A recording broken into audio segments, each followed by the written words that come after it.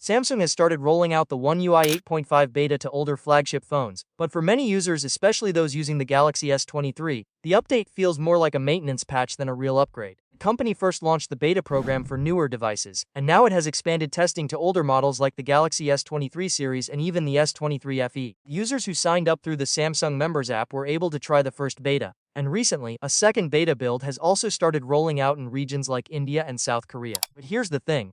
If you didn't join the first beta, you can't install the second one, so only early testers are getting access to these updates for now. Now let's talk about what this update actually brings. The second beta mainly focuses on fixing issues that users have been facing. For example, there was a problem where the screen would go black during incoming calls. That issue has now been fixed. Samsung also improved how the proximity sensor behaves during calls, which should make things smoother. Another fix targets camera issues.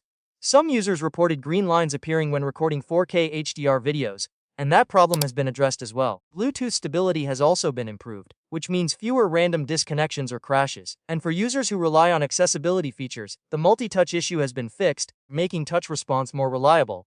All of these fixes are important. No one likes bugs, and stability updates always make the phone feel better to use. But here's where the disappointment starts. While newer devices like the Galaxy S25 are already getting features from the Galaxy S26, the Galaxy S23 is missing out on those upgrades completely. There are no major new features in this beta, no exciting additions, no big changes, and most importantly, none of the new AI features that Samsung has been promoting recently are included. Features like advanced call handling, smarter assistant tools, and AI-powered updates are simply not there. Users still have to rely on older tools like Bixby TextCall, which works but doesn't feel as advanced as what newer devices offer. Even features that many users were hoping for, like better file sharing options similar to AirDrop, are not coming to the Galaxy S23.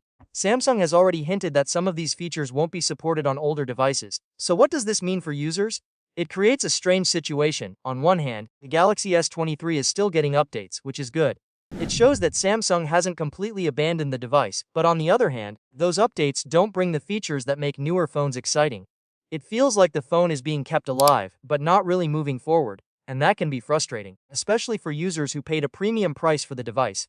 When you buy a flagship phone, you expect it to stay relevant for years, not just in terms of performance but also features. Samsung has promised long-term software support, and technically the Galaxy S23 should still receive updates up to Android 17. But if those updates only fix bugs without adding meaningful improvements, it starts to feel like something is missing. Now, to be fair, there could be a reason for this. Some of the new AI features require more powerful hardware, and it's possible that the Galaxy S23 simply can't handle them properly.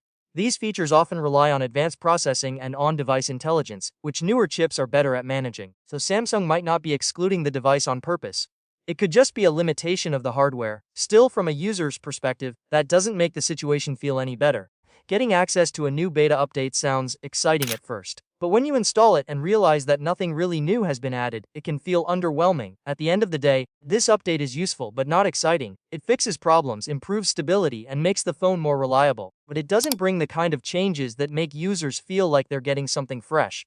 And that raises a bigger question.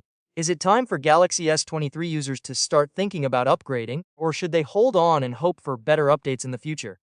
That's something every user will have to decide for themselves.